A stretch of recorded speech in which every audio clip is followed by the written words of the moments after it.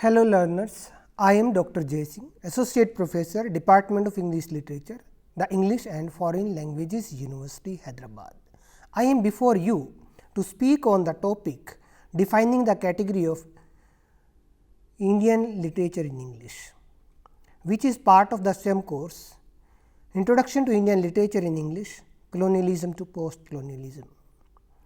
When we talk about defining the category of Indian literature in English, it has travelled a long path from the day English language education is introduced in India to the publication of the Travels of Deen Muhammad in 1794 by Deen Muhammad, the first book by any Indian author, to Rabindranath Tagore, the second Nobel laureate in English literature, to Salman Rushdie, the first Indian author to get international recognition without the tag of Indianness, and from Salman Rushdie to the budding writers of today. It has given Nobel laureates, Booker Prize winners and what not to the world.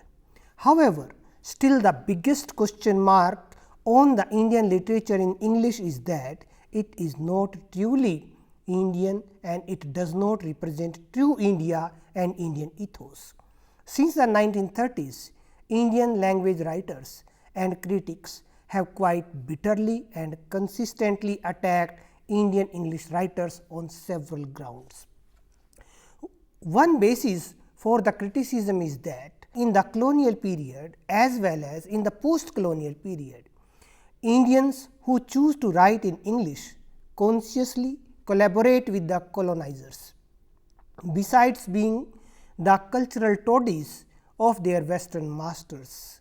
Another argument is that Indian English writers technique which is not Indian completely, and another argument is that the Indian English writers embody the alienation from their origins and cultural traditions that result from colonial and now post-colonial westernization. Since such writers write in a language that is not their own, they can only imitate or mimic those whose native tongue English is. Another objection is, since English is foreign to Indian soil, it cannot naturally and effectively represent the real life of the subcontinent. Indian English writers have had to defend themselves against such an argument repeatedly during the past 50 or 60 years, which is precisely the period over which their writings had shaped itself into a recognizable literature in their own right. Ironically, around the 1975 and 1985 decades, it was Indian English writing rather than writing in the Indian languages which broke through Western skepticism about its literary viability and its originality and achieved international recognition. The extraordinary quality of new works in English by Anita Desai, Naseem Ezekiel, Arun Kalotkar, Jayant Mahapatra, Bharati Mukherjee, R. K. Narayan, A. K. Ramanujan, Kamala Das and Salman Rushdie, among others, together with G. V. Deshani and Raja Rao earlier and Amitav Ghosh and Vikram Seth a little later, placed Indian English literature at par with the best new writings in the British Commonwealth and Anglo-Irish and American traditions. This was the kind of cultural breakthrough that writers in Bengali, Hindi, Kannada, Marathi, Tamil and Urdu, for example, could not have achieved on their own, even if they had been lucky enough to find first-rate translators in English, French or German languages.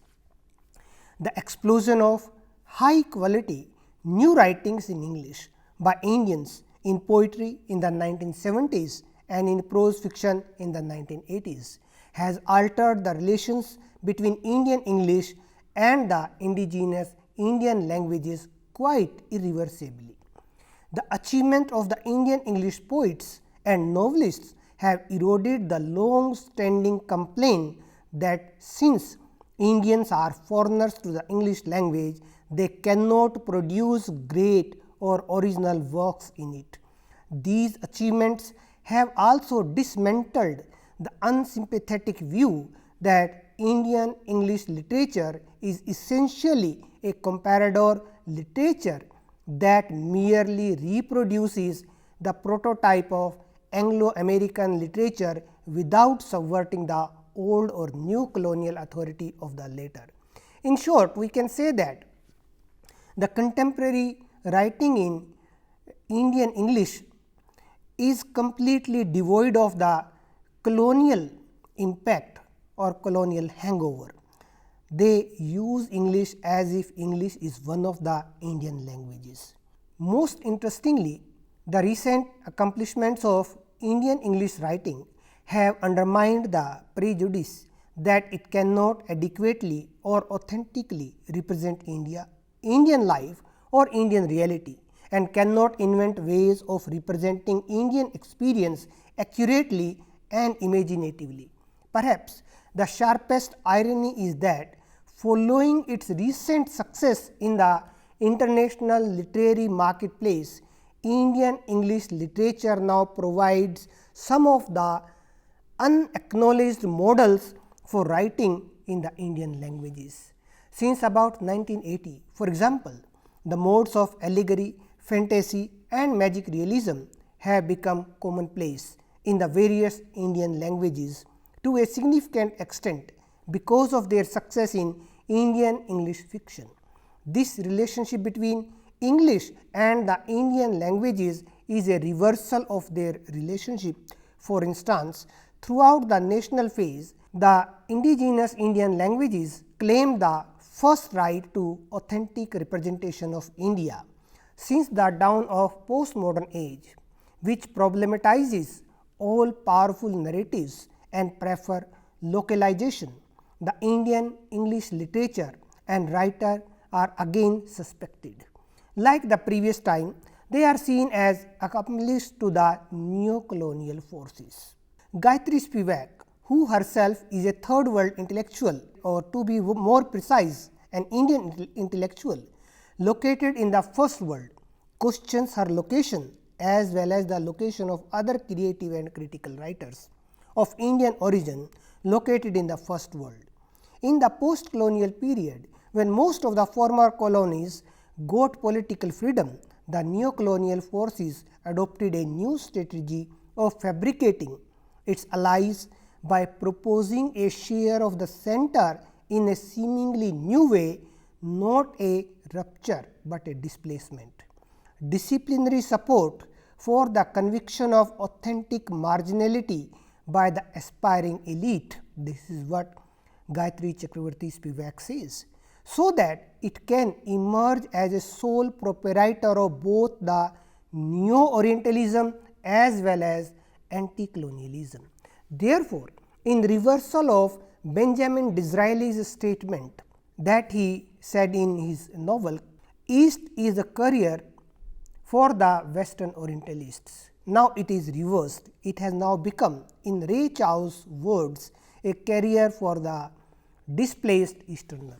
The third world migrant intellectuals are converted into the careers of the task which was once started by Orientalists like Erpinus, Gloom, Postel, Anquetil Duprin, Sir William Jones, etc. In this way, as Arif Dirlik says, post-colonial writers are caught in the contemporary Orientalism or Neo-Orientalism, which is designed to avoid making sense of the current crisis and in the process to cover up the origins of post-colonial intellectuals in a global capitalism of which they are not so much victims as beneficiaries. That is why, despite the fact that migrant intellectuals from former colonies have been instrumental in making post-colonialism an academic discipline in Western universities, especially in America, many critics of colonialism agree that it hardly deals with contemporary needs of the countries with a history of colonialism such as India. as its imperatives are set elsewhere, its audience is set elsewhere, its readership is set elsewhere. It is more suitable in its working as it deprives the oppressed of even the vocabulary of protest and handful demand of protest against exploitation by taking up the burden of representing them that denies them the right of self representation. So, their voice is snatched from them and they are given a voice by the post colonial intellectuals located in the first world. This is what the critics say about the contemporary writers. These displaced native intellectuals come from the colonized world, which was made to internalize the ideological procedures of the colonial mission through the assimilation of English text that spread the colonialist imperatives within the unsuspecting native body. It rendered them human individuals who, as part of post-structuralist theory formalized by Deleuze and Guattari in their Anti-Oedipus, they are not considered sovereign subjects with autonomous agency over their consciousness that is constructed discursively through shifting discourses of power, which endlessly speaks through them by situating them in particular positions and relations. Deleuze and Guattari's theory says that these writers are not autonomous human beings, rather they are part of the big machinery of neocolonialism, and unknowingly they support neocolonialism and post-industrial capitalism, that is the driving machine behind neocolonialism. Furthermore, the class which has the means of material production at its disposal has the control at the same time over the means of mental production as well. So that in consequence, the ideas of those who lack the means of mental production are in general subject to it. By controlling the material production directly or indirectly in nearly whole of the world, the first world also controls the mental production, that is production, publication and popularization of literature and other discourses. Who will be canonized in India is not determined by Indian readership. That author is canonized by the European critics and the publication industry. However, after looking at these two contradictory views regarding the location of Indian literature in English, we can say, despite ambivalent position, contemporary India has a new breed of writers that has changed the mode of representing Orient, as Rukmini Bhaya Nair says. She says, the crucial change to have come about in the past decade or two is that the Orient is now increasingly represented not so much by a Paul Scott or a Paul S. Buck, but as by best-selling writers like Salman Rushdie, Amitav Ghosh or Kiran Desai speaking in their own voices. Rukmini Bhaya Nair quotes Gayatri Chakravarti Spivak, who propounds that the Indian novelist writing in English, though mimics the partitioned subject of imperialism once more, both inside and outside the neo-colonial machine, but this time round he holds textual power. This is what Rukmini Bhaya Nair says. This power is evident in the way they break the myths created by the Euro-American thinkers and critics about the so-called third world literature, as Frederick Jameson says. What Frederick Jameson says about third world literature in particular, and that can be applied to Indian literature as well. All third world texts are necessarily, I want to argue, allegorical, and in a very specific way they are to be read as what I call national allegories, even when, or perhaps I should say, particularly when their forms develop out of predominantly Western machineries of representation, such as the novel. Amitav Ghosh answers Frederick Jameson and other thinkers like him in an interview by pointing out that writers in Europe and America are equally obsessed with the idea of nation in their novels. Amitav Ghosh says, in fact, it is precisely the first world novel that is most commonly about nations and nation building. Consider, for instance, the particular obsession with Englishness that runs through so much of 19th and 20th century British writings. This is even more strikingly evident in the US today, where nothing seems to be of interest unless it is American. The American family, or has America or American in its title. Witness such phenomena as American Beauty, riding in cars in America, etc. When we look at the nature, scope and evolution of the contemporary Indian English literature, one thing becomes clear, that it started in the true sense only with the publication of Midnight Children in 1981, that brought about a renaissance in India and in the field of Indian writing in English.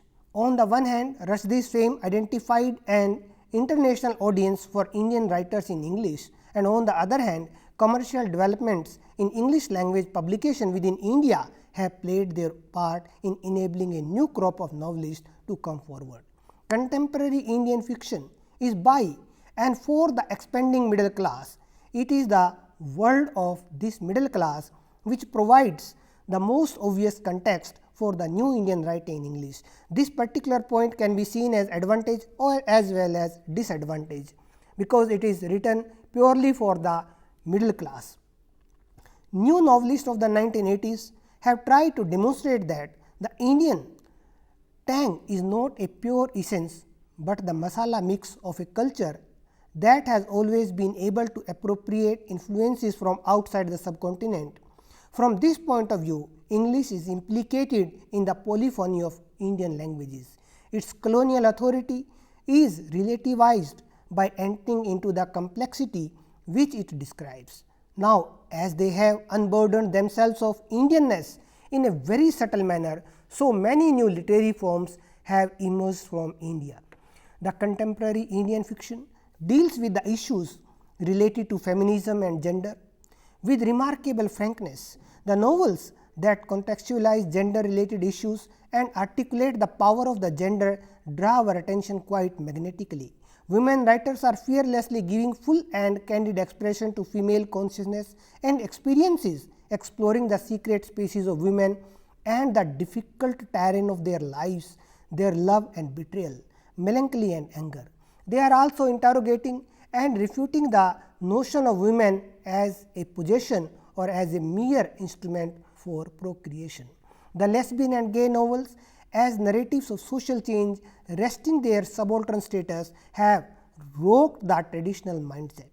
Being narcissistic and controversial, having transdisciplinary perspective, legal, social, cultural, moral and psychological, they offer alternative structures of feeling about sexuality or transsexuality in their nurturing of human impulses of a different kind, which is but a way of retrieving the unacknowledged self by breaking the taboos and mastering the trepidations. They leave their reader discouraging upon the question, is it virally gone astray or is it natural as bisexuality? Queer as they are, they deal with the notion of sexual non-conformity and probe into the grey areas of human relationship. Another development in the field of Indian literature in English is Dalit literature, which is basically translated from Indian languages to English. It has gained energy from the socio-political stand of the Ambedkar-Phule ideology, inspired by new Buddhists as reflected in the writings of many Dalit narratives and writers other than novels looking for the answer to several questions implied in the struggle of Dalit community. Contemporary Indian novelists have a very complex relationship with the history. Different novelists deal with the history in different manner. The first postmodern treatment of history is found in Midnight Children in 1981 by Salman Rushdie. This novel altered the treatment of history in fiction. Salman Rushdie, in his introduction to the 2006 edition of Midnight Children, writes that his book is a product of its moment in history, not actual history as many readers in India take it to be. but a product of its moment in history, that is, a product in itself of the spirit of the time, the moment. It indeed is Rushdie's dazzlingly intelligent play with the history that account for the book's enormous popularity. So, it is a completely new kind of treatment given to the history in India, where every mythology is considered as history. Now, let us talk about various forces that shaped the nature and scope of Indian literature in English. In his introduction to the Penguin anthology, New Writings in India in 1974, Adil Jusawala identifies two common qualities in the literature of the various Indian languages. One was the predominance of metaphors of dismemberment and dislocation that is found in diaspora writings, for which he locates the source in the Indian experience of the partition of the subcontinent at the end of the British rule in 1947.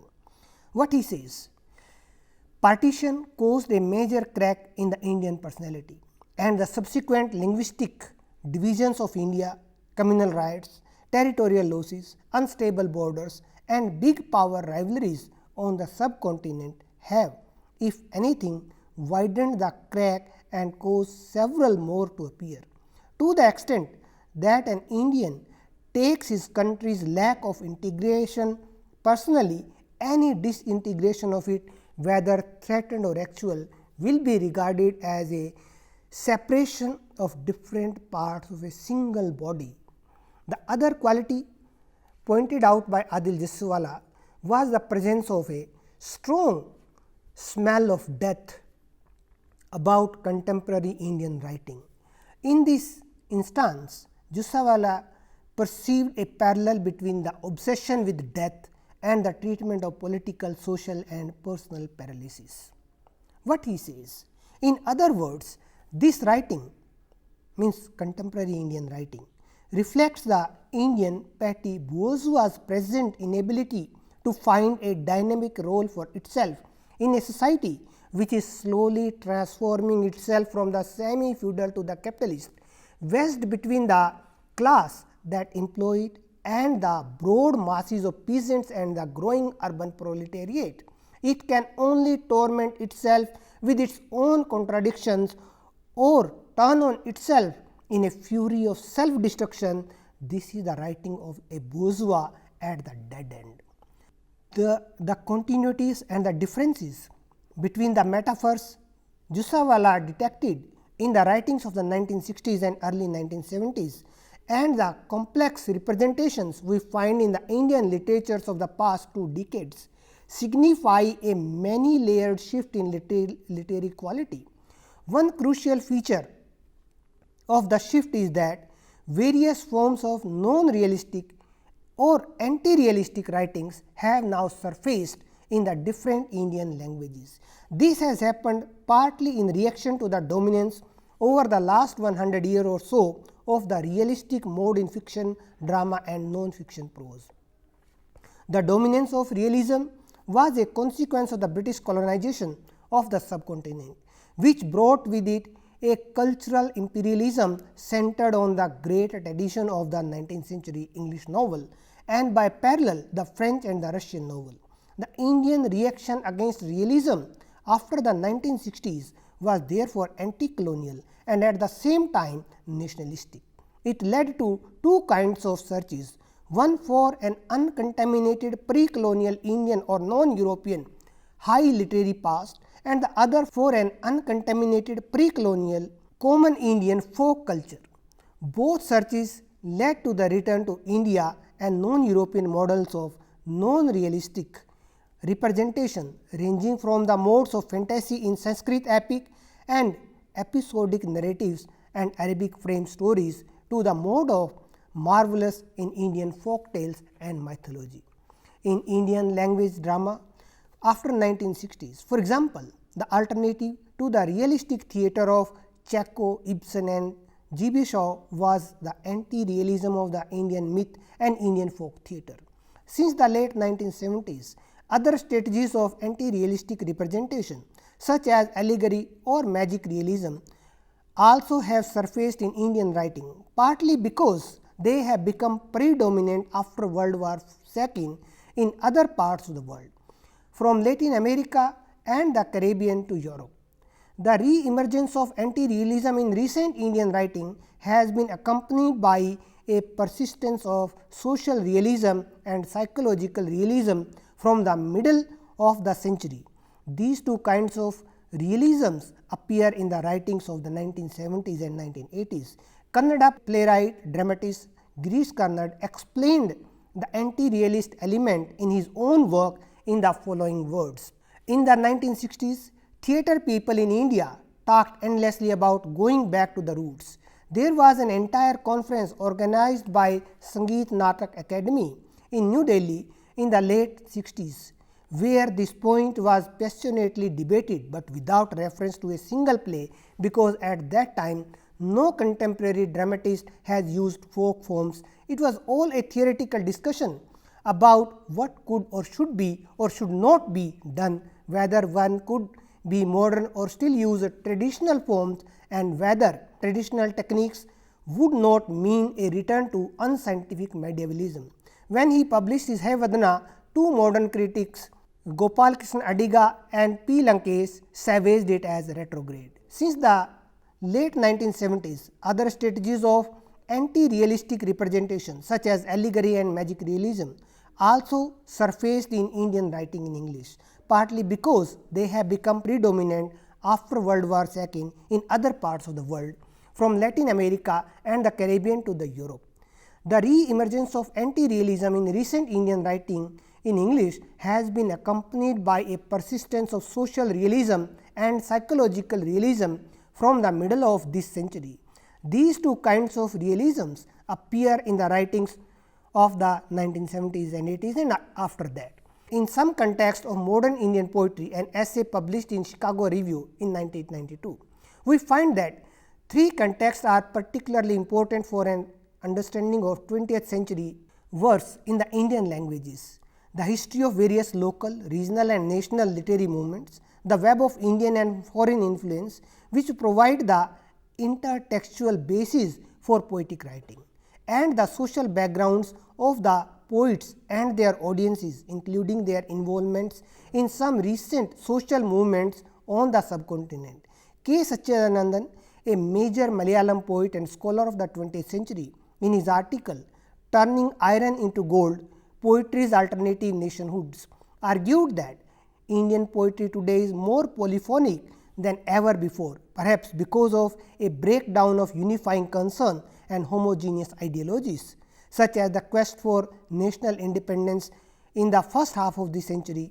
This destruction of a central voice has made poetry more various and more democratic, and that is capable of reflecting plurality, and the resulting heterogeneity signifies a collapse of neat categories like the romantic and the progressive, the modern and the postmodern, etc. To conclude, Indian literature has travelled a long and complex path to reach the location that it has achieved today, and it will reach new heights in the coming years. I would like to conclude on a positive note that intellectual deliberations among more than 100 scholars from India and abroad in the course of the coming years will enrich the field of Indian literature in English and will take the understanding of Indian literature in English at a higher level. Thank you.